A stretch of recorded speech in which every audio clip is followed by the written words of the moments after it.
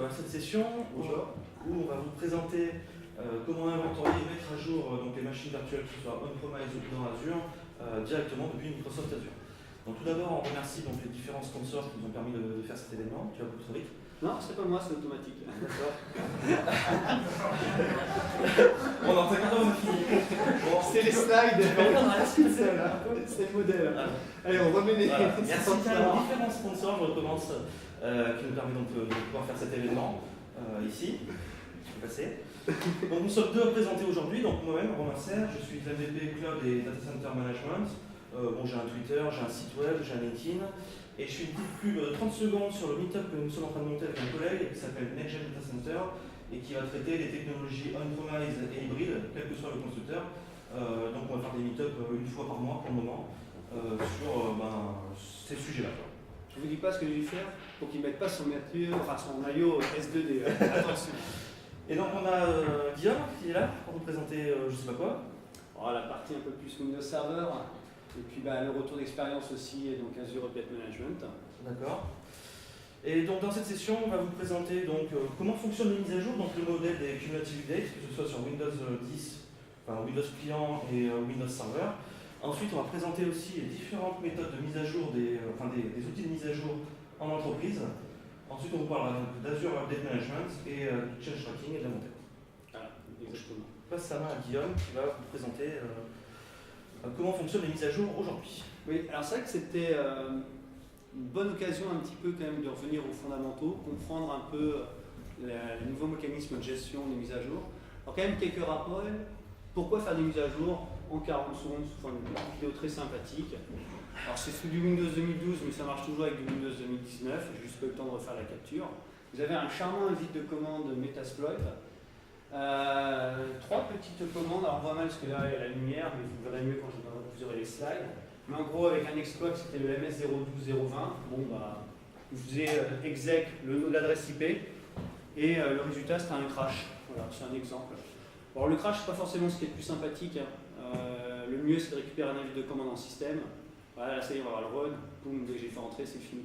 Oui, je me fais cracher ma propre machine Metasploit, c'est amusant. Vous allez voir, ça va pas tarder. L'écran bleu arrive. Bon. Donc la morale de l'histoire, évidemment, c'est que les patchs sont indispensables. Ça encore, c'est pas ce qui est le plus méchant. Je disais, perdre des machines, avoir du déni de service, bon, c'est embêtant. Avoir un virement bancaire, c'est bien plus grave. Donc quelqu'un qui récupère un invite de commande système sur le serveur de paiement bancaire, justement, c'est bien plus méchant. Donc effectivement, il faut vraiment travailler sérieusement sur les mises à jour. Alors on va rentrer dans le vif du sujet. Il y a eu un changement de modèle fait par Microsoft. Alors justement, moi je m'y suis un peu plus penché pour préparer la session. Et en fait, ce que j'ai lu m'a pas mal intéressé. Donc déjà, il faut savoir, c'est qu'il y a 4 grands types de correctifs. Correctifs de type B, qui sont en fait disponibles le premier mardi, enfin le mardi de la deuxième semaine du mois. C'est le fameux Patch Tuesday qui est très connu de tout le monde. Donc ça, c'est orienté correctif de sécurité. Après, on a la semaine 3 et la semaine 4 du mois, d'autres correctifs qui peuvent être délivrés, mais c'est des correctifs plus orientés de bugs. Alors attention, ce n'est pas forcément des nouvelles fonctionnalités, c'est vraiment correction de bugs. Alors, normalement, ce que fait Microsoft, c'est qu'ils essayent de faire en sorte que les OS récents soient plutôt semaine 4 et les OS les plus anciens en semaine 3. C'est pour laisser le temps aux personnes de faire les tests. On va voir pourquoi. Parce que vous, aujourd'hui, ce que vous déployez, donc avec Windows 10, c'est natif, ce sont des quality updates, mais qui sont en fait des cumulative updates, c'est-à-dire ça inclut tous les correctifs. Et la règle d'or, c'est que vous en recevez un par mois.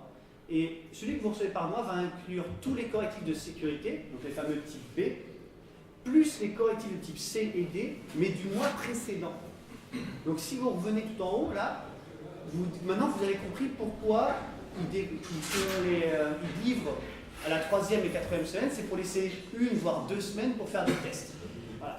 Et évidemment, les correctifs de type C et D, le mois précédent, ils sont disponibles sous forme de correctifs optionnels. Voilà.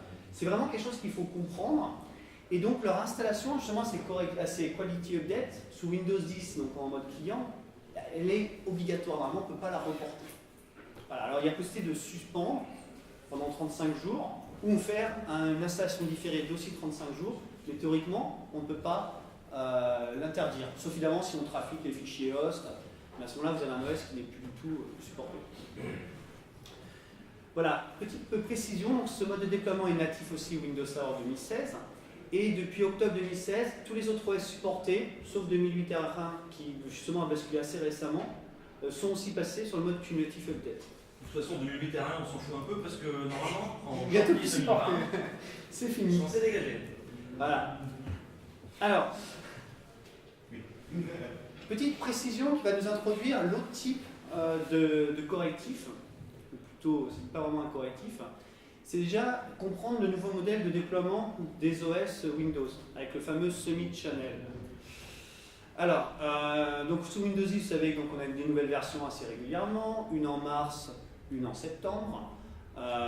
Donc on est dans un mode de développement DevOps, pas de souci, ça tout le monde le sait. Pour les serveurs, c'est le pareil. Aujourd'hui, vous avez donc une version long terme comme sur les clients et une version semi-annuelle. Ce qu'il faut savoir, c'est que cette version semi-annuelle, normalement, elle est supportée qu'un certain nombre de mois. Alors, exactement, je crois que 18 mois. 18 mois, exactement. Donc ça apparaît tous les 6 mois. Que les features majeures, en fait, que les labs sortent, ben, en fait, elles vont être réintégrées plus tard dans la fonction long terme. Donc, par exemple, Windows 2019, c'est une version long terme. Windows 2016 en était une. Et d'ailleurs, ça je pense que tu pourrais nous en parler, Romain, en S2D, il y a eu quelques surprises, il y a des features qui sont apparues dans des versions SAC. Ce qu'il faut bien comprendre entre la semi-annual channel et la long terme, pour Windows Server je parle, c'est que la semi-annual channel pour Windows Server c'est uniquement pour les applicatifs, c'est-à-dire pour les conteneurs. Si vous voulez faire de l'Active Directory, du S2D, du cluster, enfin tout le reste, il faudra déployer du long term support. Voilà, le message de Microsoft c'est semi-annual channel uniquement pour les applicatifs. Et donc derrière, la partie Docker ou Kubernetes. Où il a été quand même dit, mais ça c'est plus du off, que si vous voulez vraiment tester en avance une feature qui vient justement de sortir dans le cadre de la SAC et que vous ne voulez vraiment pas attendre la version long terme. Mais c'est pas normalement fait pour faire de la grosse prod. Voilà, ça quand même, il faut le préciser. Alors que justement, post-client, c'est l'inverse. Hein. Windows 10, vous êtes resté en SAC et l'exception, c'est le LTSB. Ou LTSC, selon comment on l'appelle. C'est ça.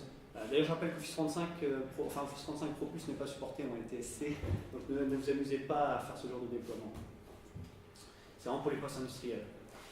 Voilà, c'était une petite précision. Et justement, ça nous amène à cette notion de définition update. Ça m'a beaucoup surpris ce vocabulaire.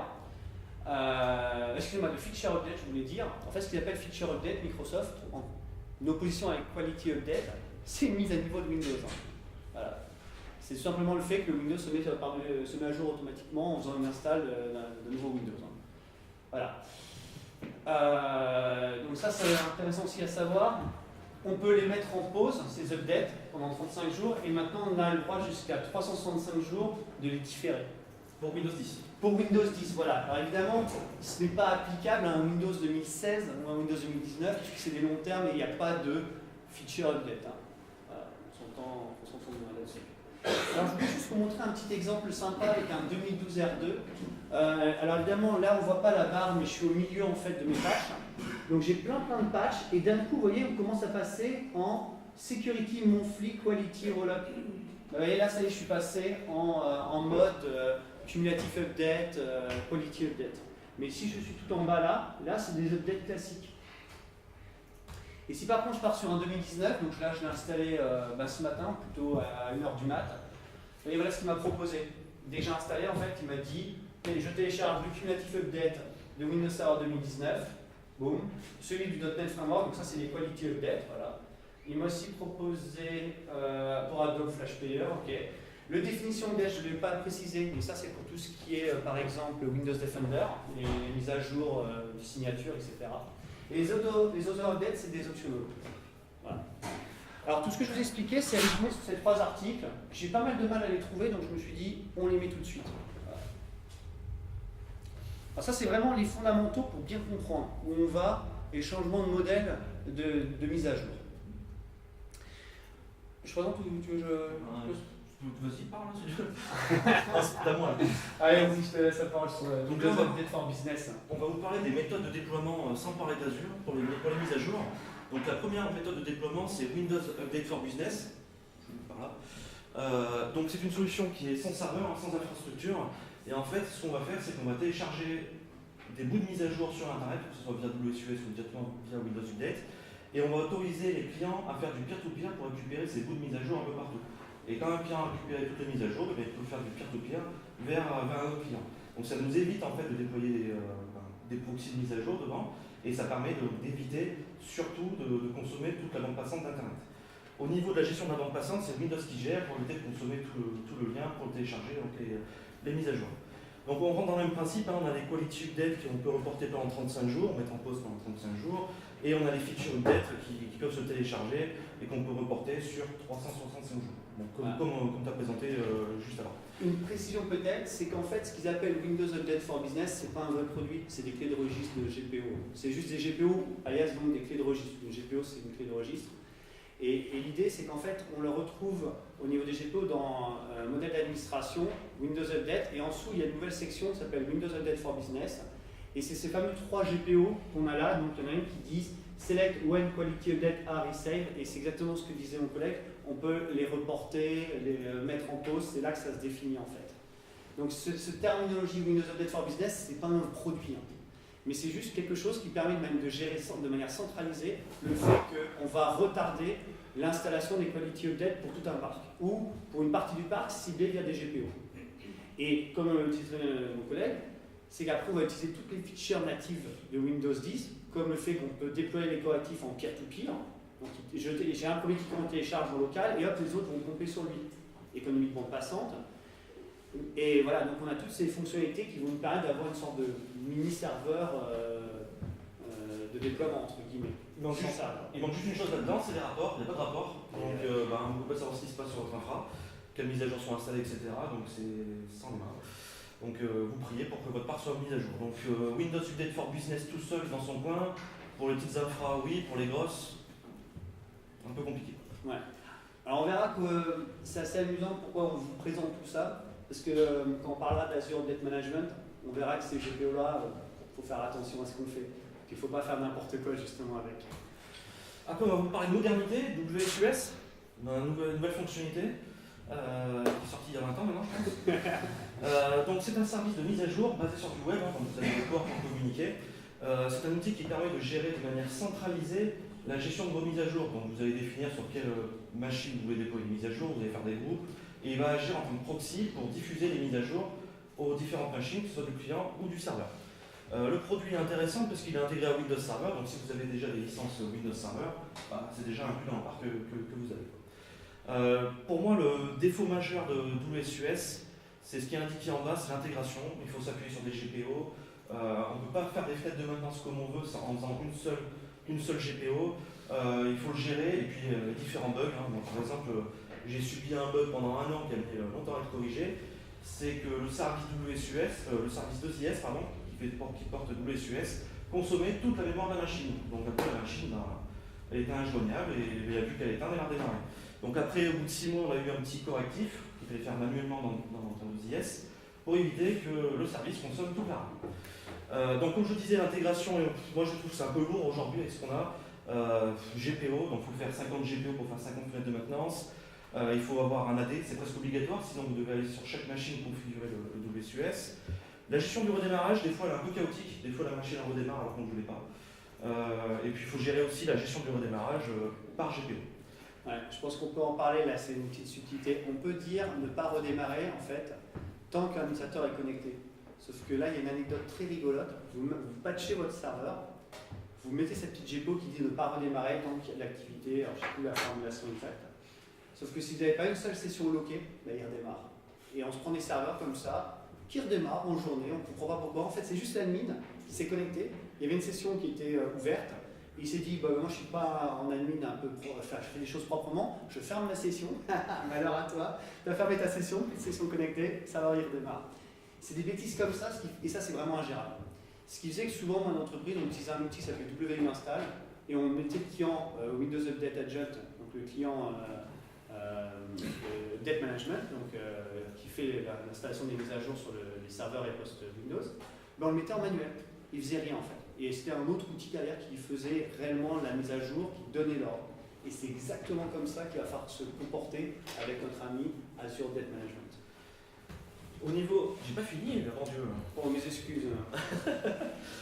Au niveau des machines Azure, c'est un peu compliqué aussi parce que des fois les machines Azure, on n'a pas vraiment envie d'intégrer à l'AD ou pas au même AD. Et donc du coup, si vous n'avez pas de GPO, c'est compliqué à gérer. Et surtout, il faut que le endpoint, le service web de WSUS, il faut le publier sur Internet. Sinon les machines Azure ne pourront pas joindre la WSUS. Ou alors, il faut mettre une autre machine virtuelle qui fasse le réplica de WSUS dans Azure. Et là, il faut faire un site aussi VPN, etc. pour faire les réplications. Et enfin, la remontée d'informations est un peu compliquée. Des fois, les VM ne remontent pas dans WSUS. Il faut lancer des petites commandes à la mimine, genre WAUCLT, pour remonter les informations. Et des fois, les informations ne sont pas rafraîchies immédiatement dans WSUS. Donc c'est bien pour les petites entreprises, WSUS, ça évite de consommer toute la bande passante. Mais dès qu'on commence à avoir un parc conséquent, c'est un peu plus compliqué. Ensuite, on a la grosse machine. On a SCCM qui permet de faire de l'asset management, du change management et de l'administrative features. Donc si on regarde SCCM, en gros, qu'est-ce qu'on peut faire? On peut déployer du logiciel, on peut gérer les mises à jour, on peut faire du reporting sur les clients, on peut faire du remote management, du reporting, enfin, du monitoring, on peut faire tout un tas de choses. Le seul problème de cet outil, c'est que tout ce qui nous intéresse, tu peux revenir en arrière, tout ce qui nous intéresse en fait d'un outil pour ce qu'on est en train de vous présenter, c'est ces deux parties-là. Donc ça fait un peu usine à gaz juste pour la partie mise à jour. C'est intéressant d'utiliser SCCM si déjà vous utilisez SCCM pour autre chose. Mais si vous installez SCCM juste pour gérer la partie mise à jour, ça fait un peu bazooka. Donc si on regarde un petit peu, le schéma de SCCM lorsqu'on essaie de faire un déploiement hybride, qui c'est qui a fait le déploiement hybride de SCCM avec les points de contrôleur, etc., les gateways dans Azure, etc. Bon, je vous en parlais, j'en ai déjà fait un, ça m'a pris un mois. Parce qu'il faut une CA Enterprise, bon, il faut un AD, il faut des certificats publics, il faut déployer des choses dans Azure pour pouvoir gérer les machines dans Azure. Enfin voilà, donc c'est vraiment très lourd à gérer et il y a cette gestion de certificats clients en plus à prendre en compte parce qu'il faut déployer des certificats clients sur les machines. Parce que sur les machines, on va installer un agent et pour chiffrer le contenu et pour s'assurer du canal SSL, on va mettre donc, des certificats clients et des certificats serveurs ici pour faire une authentification mutuelle. Donc il faut à la fois installer des agents sur les machines qui sont dans Azure ou ailleurs et il faut en plus gérer des certificats. Donc ça fait encore un peu usine à gaz juste pour gérer des mises à jour. Donc je refais un petit panel des défauts de SCCM juste pour la gestion des mises à jour. Si vous l'utilisez pour autre chose, utilisez-le pour les mises à jour. L'inconvénient, donc du coup, c'est l'infrastructure qui est complexe. Il faut déployer tout un tas de rôles. C'est lourd à gérer, SCCM. Si c'est juste pour les mises à jour, le coût est très élevé, parce que SCCM, c'est pas gratuit. Il faut installer des agents sur les machines, sur toutes les machines, et il faut installer des certificats partout. Clients et serveurs, et donc le maintien en conditions opérationnelles est aussi un petit peu compliqué, parce qu'il faut renouveler les certificats, il faut maintenir l'infrastructure, toutes ces choses. Et en plus, ça s'appuie sur WSUS pour gérer les mises à jour, donc on se retrouve avec tous les défauts de WSUS qu'on a vu juste avant. Donc maintenant, on va vous parler de ce qu'on veut parler aujourd'hui, donc Azure Update Management, et je vais passer la main à l'homme qui parle beaucoup. Donc voilà, un point quand même important à comprendre sur la solution Azure Update Management, c'est que ça s'appuie sur de nombreux services déjà existants dans Azure. Donc le principal, c'est Azure Monitor Logs, c'est le nouveau nom d'ailleurs de Azure Log Analytics, pour information. Ça va aussi s'appuyer énormément sur tout ce qui est Azure Automation, l'agent MMA, donc, qui est aussi l'ancien agent SCOM. Et enfin, ça il faut le comprendre, ça va s'appuyer sur Windows Update Agent ou tout ce qui est APT pour les postes Linux. Parce que la solution sera capable de gérer à la fois des serveurs Linux et des serveurs Windows. Je prédis bien serveur, on va le voir, ça ne sait pas gérer les postes de travail. Alors, si on regarde un petit peu l'architecture, comment ça marche en fait? L'idée, c'est que donc on va avoir par exemple une machine via son agent MMA qui va commencer à scanner tout ce qui est configuration, voir si ma machine elle a bien tous les bons patchs et qui va remonter ça au serveur Azure Log Analytics. Donc là, on va partir du principe que je vais lancer une tâche qui dit installe-moi les correctifs. Comment ça va se passer? Donc ça déjà, cette tâche de dire installe-moi les correctifs, ça passera par Azure Automation cette fois-ci. C'est un ordre Azure Automation. Ce que va faire Azure Automation à ce moment-là, c'est qu'il va donc contacter l'agent MMA sur le poste de travail, sur la machine, le serveur Windows ou le serveur Linux. qui peut d'ailleurs être on-premises ou une machine virtuelle Azure, ça c'est géré les deux. Il va la contacter, et à partir de ce moment-là, il y a tout un tas d'actions qui vont être déclenchées par le service MMA. Donc, par exemple, il va y avoir le fait de faire un scan de la configuration pour voir si j'ai bien tous les derniers correctifs, donc un état de la machine en termes de correctifs. Deuxième chose qui va être fait, ça va être par exemple l'exécution de prescripts.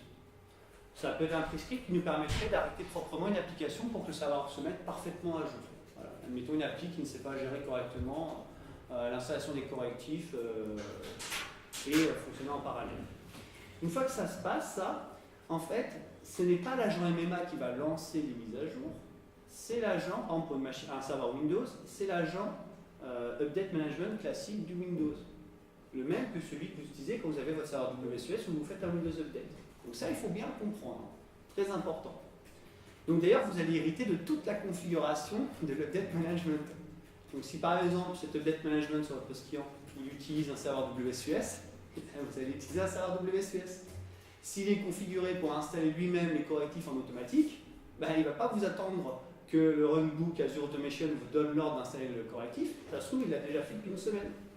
Ça, il faut le penser. Donc il faudra d'ailleurs configurer l'agent Azure, enfin l'agent Update Management proprement sur le poste serveur Windows, sur le serveur Windows, pour pas qu'il fasse tout seul les mises à jour. En fait, quand on dit configurer proprement, c'est pas le toucher. Parce que par défaut, il est configuré comme il faut pour l'update management. Alors, sur les serveurs on-premises, sur les serveurs Azure, les VM Azure, justement, il est configuré pour faire des mises à jour tout seul en automatique. Donc, justement, il faut désactiver ça. Donc, merci d'avoir précisé, justement. Donc voilà, on se rend compte un peu comment ça fonctionne, cette architecture.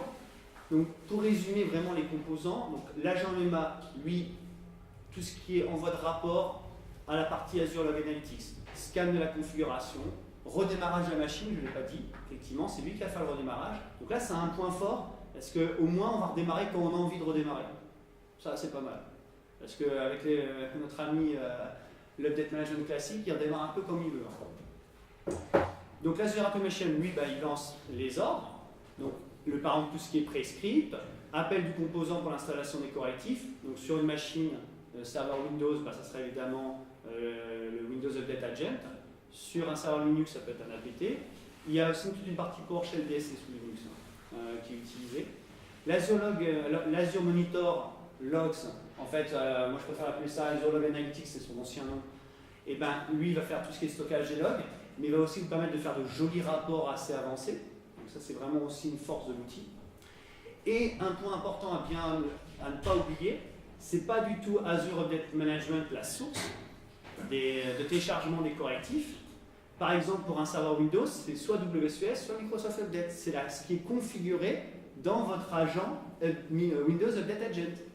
Donc si vous avez une GPO qui dit utiliser un serveur WSUS, vous pouvez vous retrouver dans une configuration assez rigolote où vous orchestrez par Azure Update Management les patchs et vous les téléchargez depuis un serveur WSUS. Ou alors, on n'a pas autorisé le patch WSUS, par exemple. Ah On oui, lui donne l'ordre de mettre à jour, et là, il se passe bam, ça fail. C'est un échec. Alors, et voilà, pour revenir sur ce cas très rigolo, imaginez qu'on va le voir après dans les démos, on va pouvoir avec Azure Update Management dire je cible un groupe de machines, alors c'est vous qui allez les sélectionner, vous allez pouvoir dire je veux installer ces patchs-là, ce type de patch-là, alors vous pouvez inclure directement le nom des KB ou exclure directement le nom des KB, mais si votre configuration côté WSUS n'est pas cohérente avec ce que vous avez sélectionné, c'est un échec de la demande d'installation. Pour ça, on l'a testé, c'est vraiment rigolo à voir. Donc ne l'oubliez pas, ce n'est pas l'agent MMA qui installe les patchs. C'est vraiment Windows Update Agent sur les postes Windows. Ça, il ne faut pas l'oublier.